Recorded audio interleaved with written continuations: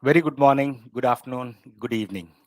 Wherever you are, welcome to Agility, Resilience, and Anti-Fragility, a panel conversation.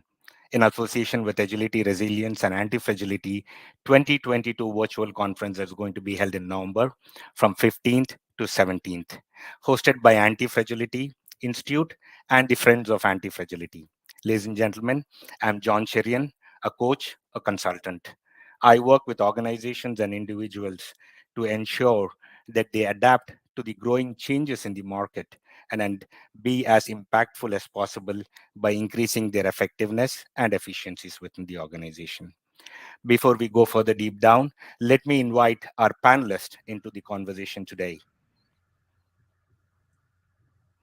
Hey, Jody, Alina, Corina, welcome. Thank How's you. Thank you for everyone feeling having us. today? Thank you. Hi, Great. Welcome. John. Hi, everybody. Hi. Thank you for taking some time out for this conversation. I believe not just me, but our viewers also would be greatly appreciative of everything. Let's get started, and if you all can in 2 minutes briefly describe or introduce yourself to our viewers, please. Alina can go first. Let's go alphabetically. Okay, great.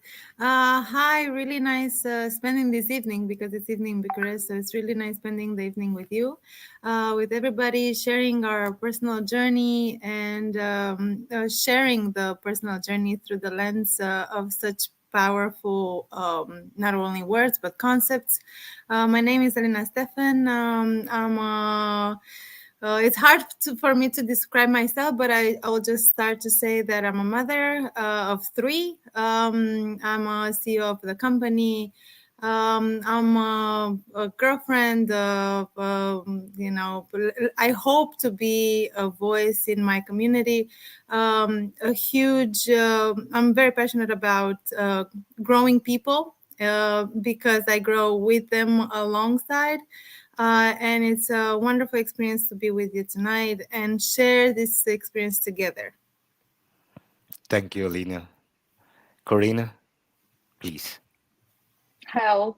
As already disclosed on LinkedIn is my first panel live. So thank you for your patience and my technical troubles, for sure. So my name is Corina Toma. I'm now located in Bucharest. I've been born in Bucharest, actually. I've been traveling a lot within the country with my parents. And then I've been living in Switzerland, Japan for a short term as an interim digital director. I've been working in Switzerland within a global team and had a great international experience. And yeah, briefly with Ukraine and Serbia. So yeah, really enjoying the international atmosphere, great input and hopefully output on that. And I hope I will bring some value to you all. If not, Sure willing will. to learn. Thank you. Thank you, Corina. Jody. Hi, my name is Jody Brown. I am located in Utah in the United States. I have actually just returned from Europe. I was in Portugal for a couple of weeks, and my body doesn't quite know what time it is, but it is actually morning for me here. I am a business consultant, a speaker and trainer, and an executive coach as well. And I specifically work with teams and leaders to help them become anti-fragile. That is my goal. That is what I love to do. I love to work with teams to help them see how they can grow stronger together. And that as they do so, they increase their outputs. They are better together as a team. Their collaboration is more effective, and they become more invested in each other and then more invested to the company that they work for. So I love the work that I do, and I'm excited to be able to contribute and share some thoughts here this morning. Thank you, Jody. A lovely panel today, lovely woman over here. Looking forward to digging or diving deep down into the conversations. Let's start off by briefly explaining what agility or resilience or anti-fragility means to each one of you all. Alina? I will, because it's a more personal approach to all these concepts that I'm pretty tackled or understood through mostly through business and their business growth. I will say that agility, resilience, and anti-fragility, if I would have to sum them up, for me, they're all growth. But resilience obviously is the ability to become stronger and not give up. It's the ability to hold on to something while you break through many, let's say, ceilings, whether they're yours or imposed. Agility is the possibility of creating value through the dynamic of growth, through movement, through flexibility, kind of throw yourself in complex environments and still ground yourself in yourself. So I'm gonna go through all this, let's say, concepts as I grasp them, and then I will tell you how I live them, because I think that's more interesting. Fragility, out of all of them, for me is the most familiar, because the way I see fragility, and I think fragile is sometimes not quite. It's usually understood as things that break, and it's exactly the concept of breaking that I like the most, because I think through that breaking you actually have the ability to to bloom, really bloom, to really grow. And that's what I experienced them and how I experienced them. And I really love to go a little deeper in all of them and kind of put a more meaning and personal approach to all these concepts. Thank you, Elena. Looking forward to it. Corina, please. Okay. First of all, let me tell you a secret. Adversity is a very good friend of mine. I love it. Uh, I tried to run a few times, but eventually the idea is to go through, as Alina mentioned. And I think, sorry, my child is, I hope the background noise is okay. I have a 3 years old child named Ray. So coming back, yeah, I guess I stopped running. When I stopped running from adversity, I could say I became anti-fragile. That was a moment. So for me, anti-fragile is embracing your own fragility in the first place, your vulnerability, and making sure you keep your values, your moral values, and your integrity. And yeah, and as for agility and resilience, I guess, first you kind of go into a resilient mode, trying to move forward. Then as the process goes by in your life, you start being agile, and eventually you become anti-fragile, and hopefully you keep it forward. So in a nutshell, that's that. I will elaborate further afterwards. Thank you. Thank you, Corina. Jody. Sure. Thank you. I think my journey really began about 13 years ago when I was diagnosed with a brain tumor around my brainstem. And it started a whole new chapter of my life where I left one time of my life and I entered a new time and could never go back. And in the process of having multiple brain surgeries, removing the tumor, I had many, many complications, including facial paralysis, a spinal fluid leak, pneumocephalus, brain infections, and the list went on and on. And I think in the beginning, I looked at resilience as the thing to keep me going, that I just needed to be able to get through this and bounce back and get as good as I was before. And then the reality became that I didn't know if I was going to be able to get back to everything that I could do before, but I needed that purpose in getting better and bringing purpose to the pain, so to speak. And that's where my journey on anti-fragility really began, because I realized I wanted to grow and become better from the things that had stressed and challenged me in life.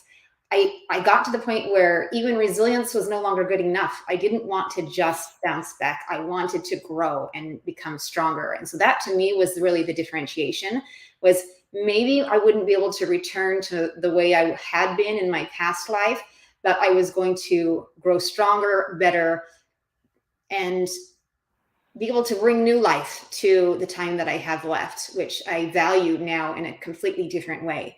And in order to be able to accomplish that, you need to have agility. You need to be able to turn, to pivot, to adapt, to quickly make decisions and face a new direction and run forward with what you've got. And that is probably a little bit of the story of my life the last dozen or so years, as I have had the opportunity to have stressors and crisis and challenge and change in my life and figure out how to make the best of it going forward. And that's what I love to do now, is to find that anti-fragility, figure out where I can improve, what I need to do, and make myself better instead of bitter. Because with the journey that I've been on, it would have been very easy to choose the other path. And I wanted to have more than that. I wanted to become stronger because of the challenges and changes in my life. And so now I am 15 surgeries into reconstruction and repairing from my brain tumor. And honestly, I can tell you, I'm just getting stronger and better with every one. That's not to say that I don't have those moments of weakness, because I certainly do feel weakened at times, but that's when the agility and the ability to pivot and move and change comes in. And through all of those things, I think you develop the anti-fragility. Thank you, Jody. Truly inspiring. The way you say it, right? After 15 surgeries and everything, you still say, I'm just getting started. Oh, Like to yes, know, the best is yet to come. like to know more about it. But before we go there, Alina, your journey this far into agility, resilience, and anti-fragility, how did this happen? Well, I think the things that I experience made agility, resilience, and anti-fragility constants in my life. And they became constants because I went through them at a very early age. So they became part of my personality. They developed my personality. They influenced my journey, my growth.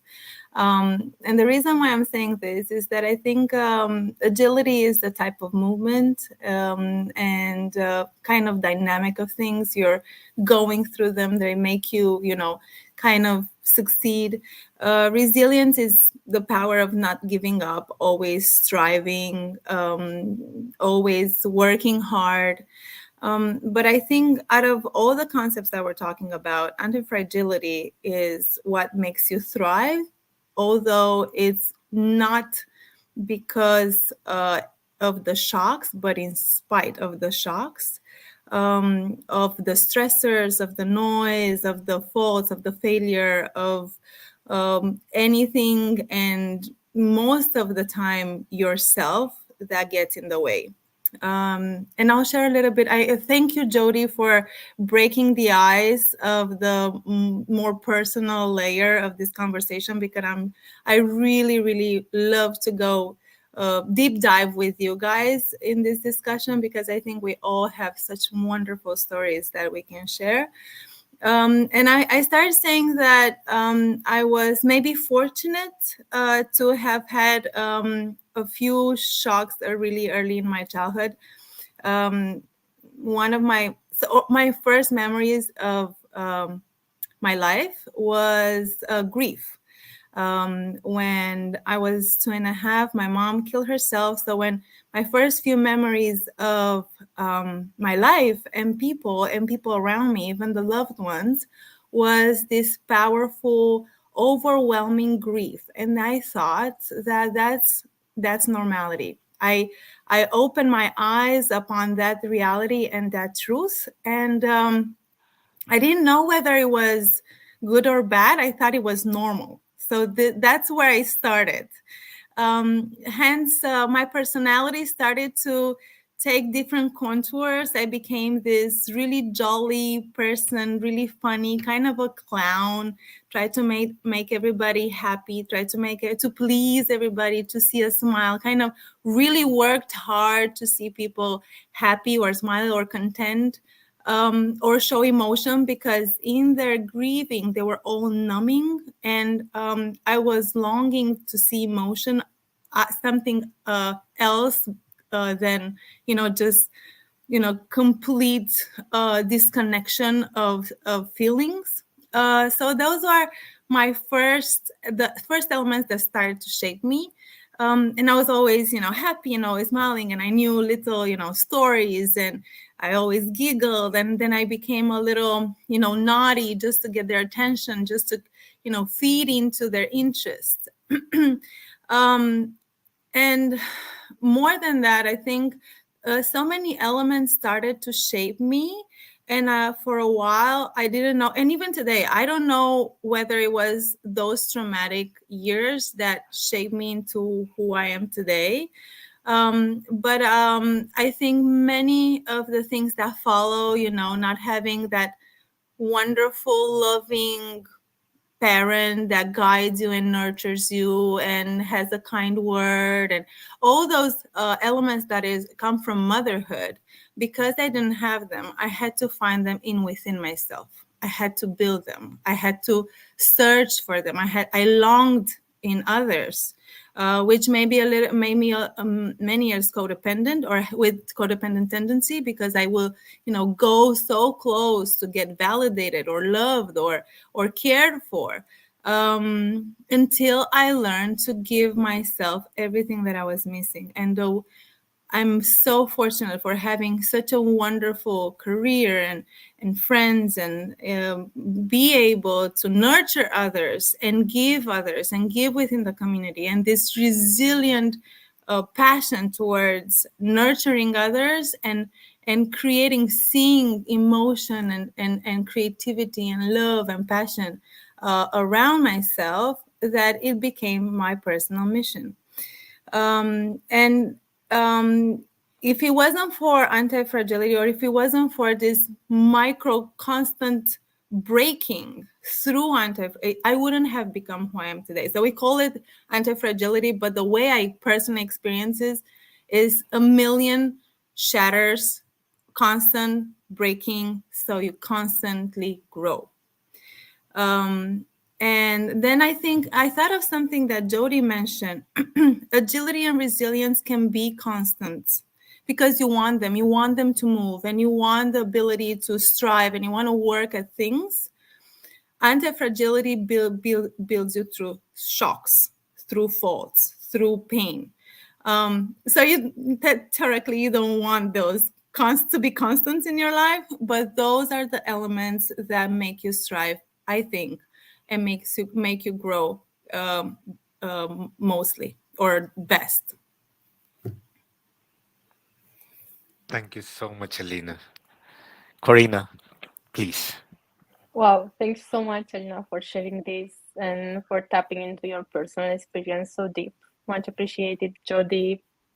All my love to you.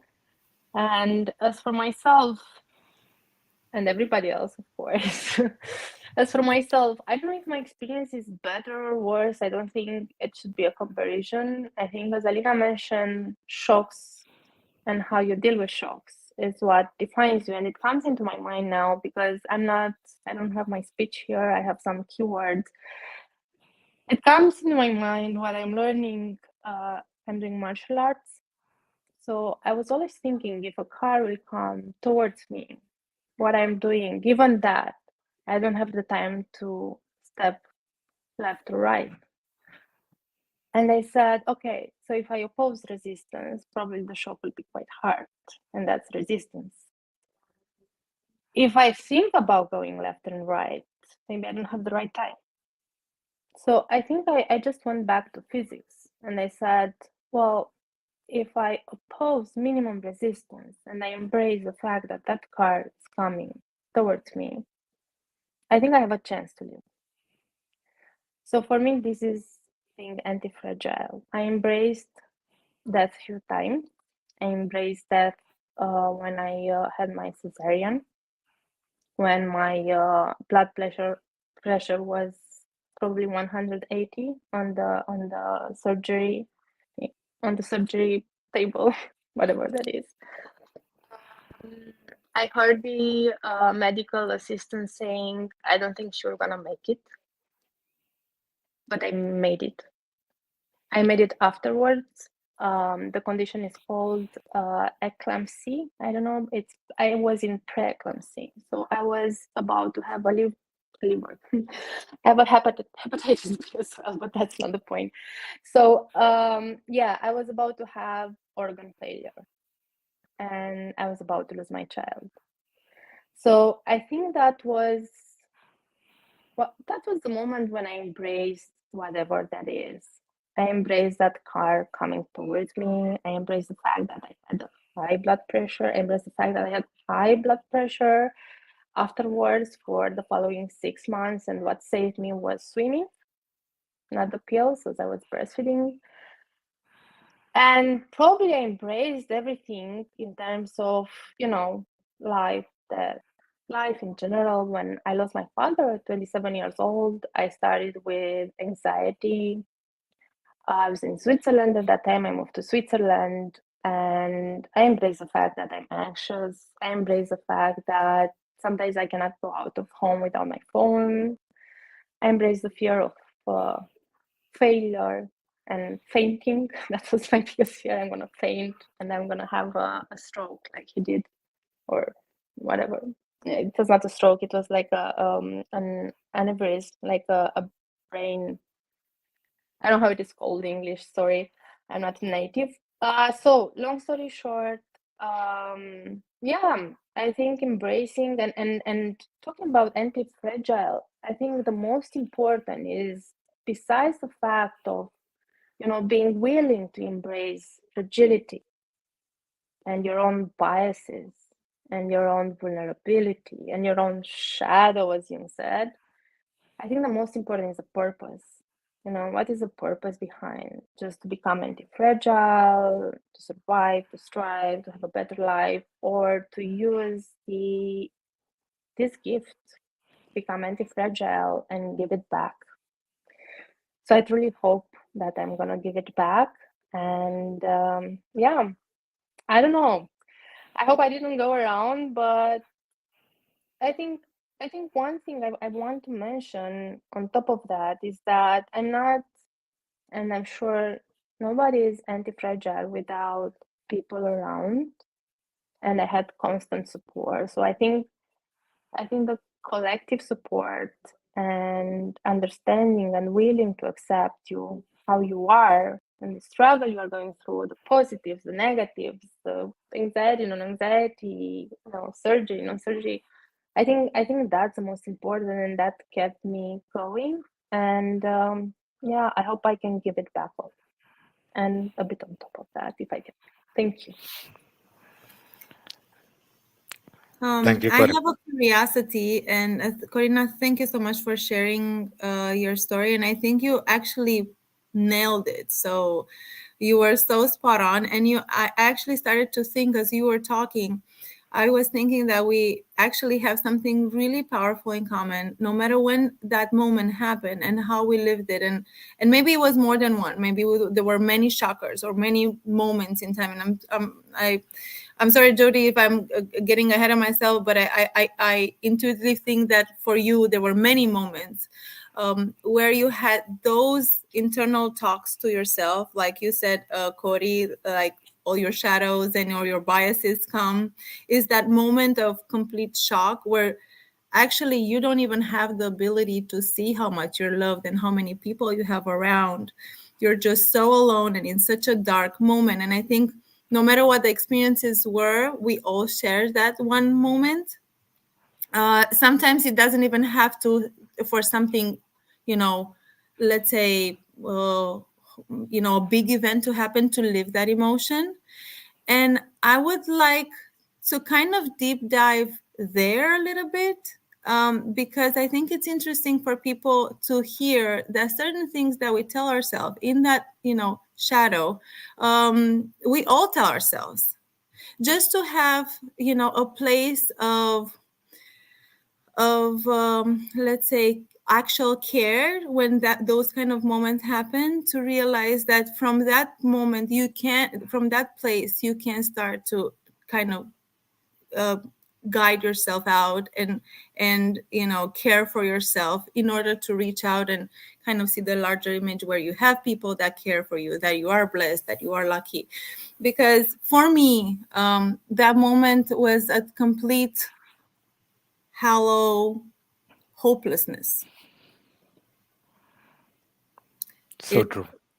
you don't feel the love. You don't first, you don't feel, you're detached from your own self love and care. There's no time anymore, not a thought of time. So everything seems continuous darkness and coldness and hopelessness. um so I'm sure I would love to kind of, I know it's, not the best places to stop this conversation, but I think if we start from there, we can build and kind of like bring a lot of light on all the other experiences. So I think all our stories, and many, many, many stories that are not heard and told around the world, and are kept somewhere in the darkness of the soul, and people are probably ashamed of themselves, or have been brought shame on themselves, and are hiding. But I think, for me, and it's no pride, I think, it is not even pride, is very far, far away from that place. For me, was just, like I said, hopelessness and darkness. You don't, I didn't have the scope of, tomorrow or next day, or whole happy moments, or a smile. I just thought that's going to be continuous. um so it was out of that exact one place that I grew the most. So I would like to like stop there, and maybe we can share as much as we feel comfortable with. Because for me, at least, that's where, that's No, where the crack happened. That's where the big splash, or the big, crack happened. So um, for me, it looked like that. So if you guys want to share maybe a little bit. definitely. Definitely, Nina. We're going to dive deeper down into it. But let me bring Jody into the conversation. Jody, your journey, please. I love, Alina, what you said. And I think that I think for some of us, that moment was one place in time. And for others of us, it may have happened over and over again until we could get to the point where we could kind of bring ourselves back up. And I think for me, as a young person, I was a get her done, conquer the world type A personality, a little bit of a perfectionist. I was on the student council in school. I was a cheerleader. I was outgoing. And so to be faced with something in my life where I suddenly had no control over anything and the world was crumbling around me. And at the time, I was a young mother and a wife, and I had 4 little kids at home. It was a real challenge. And when I was in the neuro ICU for 5 weeks after my surgery and fighting for my life. And I thought that once I really knew I was going to survive and I got home from the hospital, that I would come home a conquering hero, and it would be the start of my new life. But it turned out to be the opposite, because I came home feeling like I should be victorious. And instead, I went to that very dark place because my life was totally changed and everything that I knew was gone. And instead of being able to do anything for myself, I found myself laying on a bed, laying on a couch, watching other people come into my home to take care of my children, to do my laundry, to clean my house. And I had that very low and dark feeling of, well, if I can't do anything for anyone, even myself or my family, what value do I have? What purpose do I serve? And why am I even still here? Why did I survive all of this to just not be able to do anything afterwards? And Alina, to what you alluded to, it took me to a very dark place that I had never been before. And I can tell you that time and time again, when that happened, whether it was when I was in the hospital or in the dozen years since, the times that I have felt like I was not strong enough to fight for myself, I continued fighting for those who were fighting for me, for those people around me who needed me, even if I was not the same person. And the ones who really helped me get out of that mindset were the people around me, but most specifically, my children. And I'll tell you just a quick story.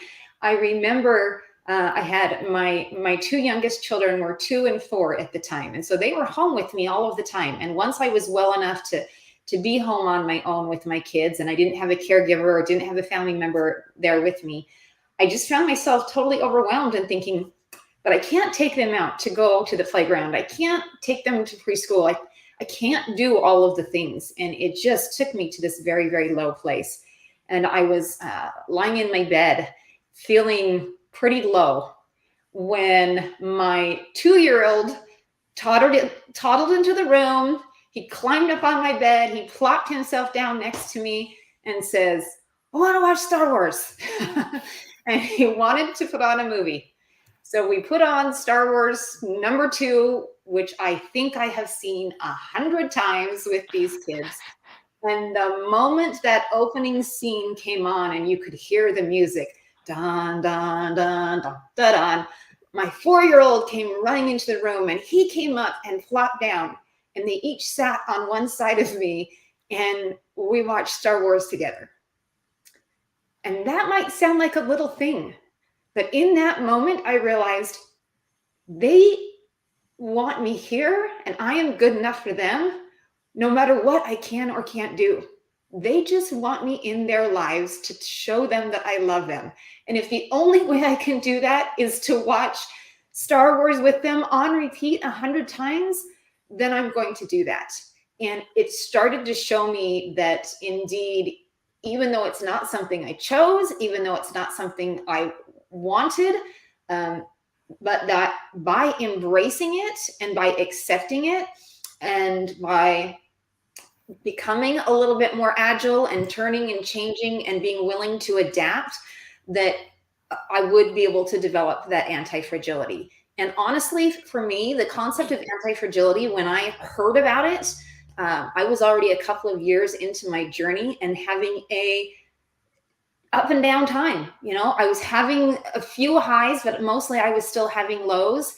And it was when I heard about the concept of anti-fragility and really grasped onto it that I thought, okay, there is a way to move forward. There is a way that I can bring purpose to all of this craziness, to all of the loss, to all of the pain. I can take these things and I can become better. And not just better for myself, but better for the people around me. The things that my children have been able to learn through the struggles that I have had and through the struggles that we have had as a family have taught them things and have made them stronger in the meantime as well. And so, yes, I think sometimes you have to visit those dark moments to see how you got out of those moments and also to see how far you've come. Because if you look at anti-fragility, what does it really mean? It means that you are stronger from the hardships, from the stressors, from the trials that you've gone through. And that means you need to be able to recognize where you were, maybe the low points you got to, and then the high points that you will just continue to reach. Thank you, Jody. You all have been talking about that, that dark place, that moment, that time. I can never put myself into y'all's shoes and even try to even think of what y'all might went through. But what was it exactly? How did you all feel and what changed?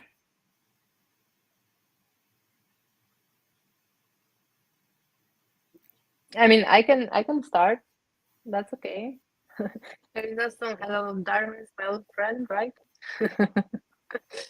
We all have it, that's for sure. And what I was saying and keep saying, and I will keep saying because we like numbers as well, right? So I keep saying that 95%, as per Google statistics, whatever, but a big number percentage of our how do you say, decisions are from the subconscious, unconscious, however Jung put it, yeah. So 95%, 5% were conscious, 95% were unconscious. And for me, that's a lot. And I'm a control freak. I'm a risk adverse. I'm a perfectionist. I'm hyper vigilant for sure. So I said to myself, I don't want to be in the 95%. I want to raise it a bit, at least 1%. If I can have 6%, wow, that would be great. So I kind of set that goal for myself. I set that goal for when I will be having children, if I will be having children, and thanks God I have a beautiful child, a beautiful boy. And I also took the decision to show up and stop hiding my body, stop hiding my anxiety, stop and really like, I mean, dark place. And my first decision towards that path, as my phone was my secure zone, yeah, when I started with the anxiety after I lost my father. My first step was to go in a silent retreat where they took my phone for 6 days. And I didn't know that, like I was like, I don't want to read about it. I don't want to know about it. I don't want to oppose resistance, because if I start reading, I'm going to oppose resistance. So here I am in Greece and in a silent retreat and in Lesbos. And they say, so now you give us your phones. And I was like, what? I'm sorry, I didn't sign up for that, And they were, yeah, that's that. I mean, if you have books, phones, whatever, it's a silent retreat. I mean, you don't talk with each other. You can look at each other, but you don't talk with. And I was like, without my phone, I mean, can I have it, next to my table when I'm sleeping at least, so I don't feel alone. And they're like, okay, look, I mean, if you really cannot make it, we can give it back, but we need to take your phone. So that was my first step towards, I can do it. And I can do it better and stronger. And yeah, I think facing your biggest fears and giving up to your safety net and just jump, that will give you wings. And I have no doubt about it. And showing up and sharing your experience and not your experience, but your knowledge and your learning and building systems that can survive to all the black swans out there is essential. And not letting the work on our children and taking responsibility for that and building a better future for them and for us. And yeah, I think that's that. That's my dark place, and this is how I got out of there, and I'm still there, and I'm in and out, but it's fine. I'm happy with it, and it's mine. Thank you. Thank you, Karina, I Corinne. think what you said is beautiful, and especially the part about building in systems. I think that's a huge thing. Is you don't want to leave it to the point where you've got to figure out what you're going to do every single day. When you build in the systems that are going to help you, it makes that decision for you. And John, to your point, what changed? I part of that was accepting that I had value in my new life, despite what I wasn't able to do, that I was still valuable with who I am. And because I came to that acceptance of myself, then I also started setting goals and creating systems for myself. And at a time when everyone else was saying, oh my gosh, just stay in bed and rest and don't do anything, I know for me, not doing anything just took me to a darker place. It didn't help me get out of where I was, and it didn't help me become better. And I knew that no matter what people said, I needed to do the opposite of that. I needed to push myself. I needed to challenge myself. And I had one doctor who, in his wisdom, although at the time I didn't feel like it was wisdom, said, you could technically qualify for a disability sticker so that you could park closer to the grocery store, so you won't have to trek across the parking lots, because I couldn't see well. I didn't have balance, and I was worn down to 90 pounds and just very frail. And And I was thinking, yeah, I deserve this and I need this. And he said, no, I don't want you to have that. I want you to have to push through. I want you to park at the end of the parking lot and find all of the potholes and find your way to navigate through them so that you can start to build yourself up. And that those little things, first accepting yourself and then deciding that you are going to take the hard steps.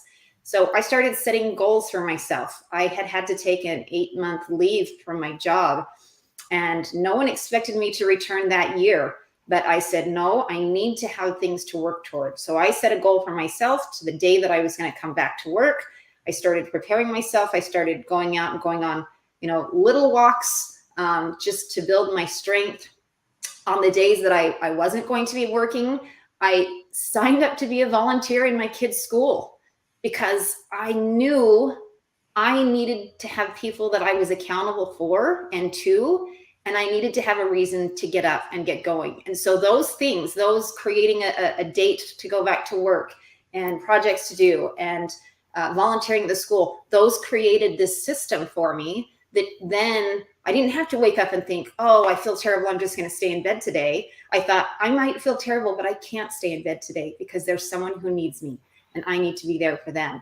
And by putting that into a system, so I didn't have to figure it out every day and I didn't leave it up to chance, that was very, very impactful. And that probably was the thing that started my real change around, was when I implemented systems into place to help me on that path. So I wasn't facing those dark moments every day and around every new corner. Alina wants to share too. Go ahead. Yes, as I was listening to Corina and Jody, I had, kind of this introspection, like, how did it change me? When did it change me and how? And I think because many of these, let's say, moments happened when I was a child, I think what happened is that it completely changed my DNA. And I want to share with you how I think it changed my DNA forever. First and foremost, I think it made me more human, resiliently human, tirelessly human, hopelessness human. So when I have a choice of thinking how to act, I'll always choose the most human approach to my ability. Let's say I know I'm not the best. I'm not always my best. I'm not always kind. I'm snappy sometimes. But I try my best to be my best version and to show up as my best version. And so that was the biggest impact. I think the moments of hardship didn't make me a lesser or a worse or a bitter person. It made me want to understand more, made me more curious. I wanted to, see the ones around me to kind of understand more of their stories. Gave me maybe even more benefit of the doubt. And no matter how they chose to treat me or others, I always told myself 2 wrongs don't make it right. And this is one of my mottos. And not because I wanted to be on a higher ground, moral ground or whatever, but because it just felt right. I wanted to do what it felt right. So this is one of the elements. And what resilience, or how I applied resilience, agility, and antifragility in my day-to-day life is it shifted my life, my career. So it helped me it guided me towards where my energy lies, where I shine the best, let's say, where my energy is at its most level. And I realized that I'm a perfect kind of a startup person, so I've been in startups all my life because I realized that I can transfer much of my experience, who I became from this new DNA, into my everyday thriving, let's say. So I started to, because in a startup, let's say, obviously you have to be very uncomfortable or very comfortable with errors. Mhm. You have to be extremely comfortable with the failures or possibility of failure. Opposite to what Karina has said, you have to be extremely risk prone, because you take risk in everything you do. You need to learn to grow others and trust others, full-heartedly trust them, because you're not there to control them. And you build systems. To me, building systems is the next layer. This is manifested intention. So first is this changed DNA, which is something that happens deep inside my heart or with me. And then I don't want to go through the same thing again, so I built some mechanism to protect me and, everything that we're trying to build. But it's intention that what makes you build systems, and this is how I see it. Is it's more of an analytical system design thinking in the back of it. But what's the most important part of it is that it's intention, after growth, after enlightenment. And I naturally, I thought I didn't do it consciously, so I didn't go towards startups, rationally, that this is where I belong. But it felt very comfortable to me and very close to my heart. And what was at the core of all this is actually growth, to grow from nothing, to grow from that darkness. And it's a manifested way. And what can be more beautiful, for me at least, to blossom from it, and not just for you, but for people around you and with teams. And then, at one point become a movement or something bigger than you ever anticipated or thought of. So this is how resilience and agility and anti-fragility kind of they stayed with me and manifested, I think, at one point through me. Yeah, if I can add something, Alina, I'm not. Yeah, Yes, can sure, I add sure, Please, something? sure. please. I think Alina raised a very good point. The opposite, you know, the black and white, the good and bad, and I guess anti-fragile, it means also elasticity, meaning going from left and right, black and white, good and bad. So kind of, but as I met one day one of my mother's friends. She's a teacher at the University of Physics, and she said, because I love playing with the opposites. It's one of my passions and hobbies. Sometimes not in my best interest, but still I'm doing it. I love learning and I love pushing my limits. And she said, yeah, but Corina, I understand that for achieving balance, I understand your point that for achieving balance, the idea is to go to the opposites and eventually you'll stay in the middle, right? But just mind the fact that you might break. And that's the best advice in physics. If you push too much, it will break. So I guess that was another turning point for me because I learned from experience, but I also learned from people, and I think I learned the most from people. That was a good point for me because sometimes I was pushing too much just to learn and developing this elasticity and but then I was like and I started to embrace the middle because actually I was not embracing the middle. So thank you, Alina, for raising that. Risk adverse, so risk. I had my own startup as well for 4 years until my baby came. And I totally get the point. And yeah, I think you should, like I said, as you embrace both parts of yourself, of the world, and risk as well, I guess. Pro and risk adverse. And the idea is to know when to be pro and when to be adverse.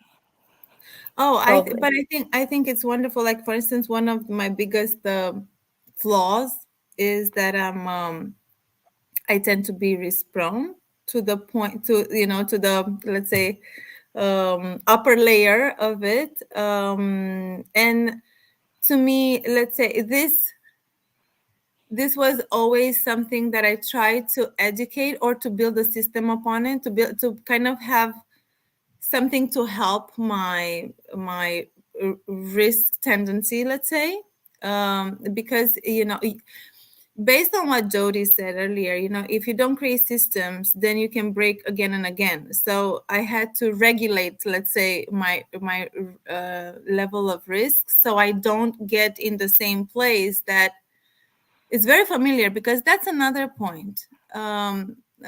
This struggle starts to become familiar, and you start to look for it, and it's important not to look for it, uh, because it's not all rainbows and butterflies. It's also, like you mentioned, Corey, it's also some shadows and some things that come into your mind, and so it's important not to take yourself back unless it has a purpose, unless it's with meaning.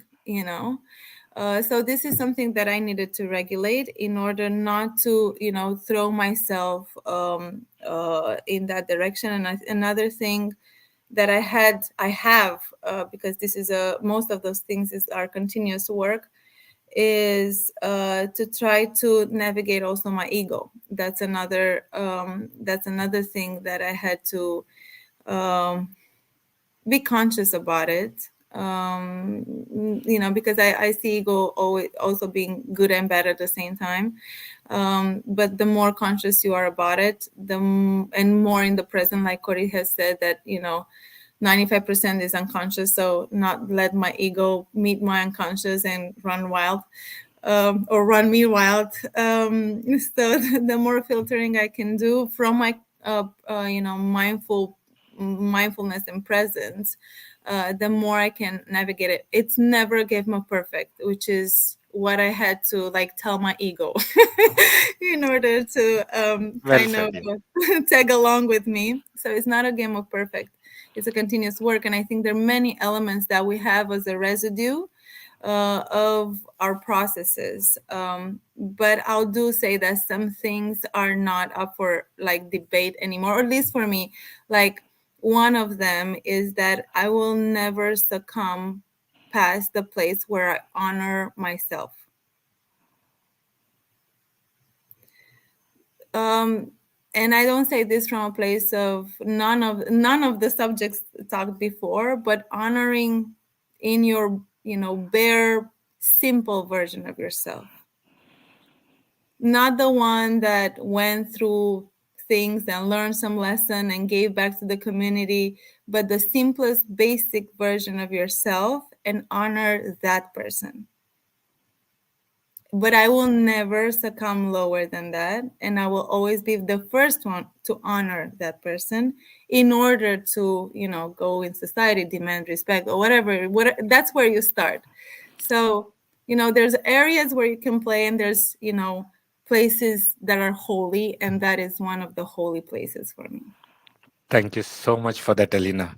I loved where the conversation is going. I wish we had more time, but I'm running out of time. But before we even get to the end, some closing thoughts from you all for our listeners. Quick and easy. What would those takeaways be? I'll jump in. I think one of the takeaways that I've had through my journey is, I live very close to an airport, and one of the things they do is they have skydiving at the airport. And so, numerous times a day, all year round, I can look up to the sky. I actually hear the airplane first, and then I look up and I see all of these people who are falling through the air, and then all of a sudden they're flying and they're floating down. And one interesting thing about a parachute is you would think that you would want to have, a couple of really big, strong ropes that are holding that parachute together. That one, a couple of big, strong ropes on each side would do the trick and make sure that kept those people floating and safe. But the reality is that's not what keeps them safe. They have a million little strings that are attached instead of a few big ropes. And through those million strings together, they are stronger than having the few big ropes. And that way, there is no single point of failure. If a rope breaks, you would be in big trouble. But if one little string breaks, there's hundreds of others that will then come and still help you to be able to navigate safely to the ground. And so I think that's one of the things that I have taken away from my anti-fragility journey is don't have a single point of failure where everything is relying on this success or this journey or trying this one thing, but fill your life and your systems with a million strings so that you can tinker, you can experiment, you can see what works. As Alina said, even if you experience those micro breakings, that's okay because you have a million other strings. They're going to make sure that you are safe and strong at the end of your journey. And I love to look at life that way, that, you know, I might be on, you know, falling through the sky with the parachute, but that parachute has got me because it's got a million little strings that are holding me safe. Thank you, Jody. Corina? Lovely. Thank you so much. Thank you so much for sharing that, and John for passing the mic. As I have low battery, so if I'm out, it's my battery low. So, I while I was listening to you, Jody, I remember a dream I had at some point in life, one of my turning points in life, when I decided to get a divorce. And I'm not going deeper on that, but the dream was as per the following. I was in the plane and the plane was crashing. I'm not afraid of planes. I never was afraid. But I was like, oh my God, it's like the roof was like off. And I was like, we have no chance to survive. And there was a little girl looking at myself, mirroring myself, and laughing at me. And I was like, why is she laughing? I mean, I know it's a child. I know she doesn't know what that we're gonna, you know, that's it, that's the end. But why is she laughing, you know? And I realized that it was my inner self laughing for taking that step forward and for getting back my life and my own self and not following other people's life like I used to do before in codependency and then other things. So I think one of the learnings was, you know, just jump, just crash, but make sure that you always learn and then jump again. Do skydiving and then learn. Go with a parachute and then learn. Do bungee jumping. I'm not going to do that, but do bungee jumping and then learn. Yeah. So everything, just jump and learn, jump and learn. And I'm referring to that because I shared something today about that. Yeah, it's an artist. I don't know the artist, but I just share it because it really fills my soul and my heart.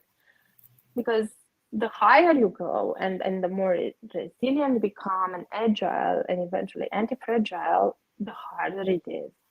And I also remember one of my colleagues saying, and I'm not going to disclose the company or something, it's something clean, but as one of my colleagues said, working in project management, the higher the complexity, the higher the success. So just embrace complexity and learn and jump. And that's, I think this is my key point. Thank you, You. Corina. Alina? I think for me, the ones that are embody all these three concepts, resilience, agility, and anti-fragility, the best are children. And you can see children in their natural state when they're playful and curious. So if I was to share some thoughts to others, I'll say that when they try to embody resilient agility and anti-fragility, my humble advice, although I hate to give up advices, is to be like children, and kind of pick up on that energy. And you can see them the best when they're playful. I think playfulness in itself is such a wonderful energy. And I say playfulness without a certain goal or a certain objective, just the nature of the play. And you may get hurt, you may fail, you can even break something, that's what All is right. anti-fragility, resilience, and agility at the same time, and it's constant. And somehow this courage and curiosity and playfulness is what we can the state that I would like to find myself more and more. And I would love if I can manage to get to the point where I naturally do that. Thank you, Alina. In fact, thanks to all of you all, right? We all are always going to be in those dark places. It's not us, it is the ecosystem that we are in. But what Mhm. I've learned from you all today is, hey, intentions, create that system, make a choice to move forward, value yourself, think like kids, don't look at others who are going to judge you. No, have that empathy, right? Recognize, appreciate, and then start moving forward. But moving forward to the nth level wherein you are not destroying yourself but adding value. And like Corina said, hey, ensure that balance is there. I do not know how else to thank you. I wish we had more time, but looking forward to many more conversations on behalf of all the viewers and the organizations. Panelists, thank you so much. You guys were awesome. Looking forward to more time from you all. Thank you Wonderful, so much. wonderful Wonderful. sharing this with you Have guys. a wonderful time. Bye. Bye bye. Thank you so much.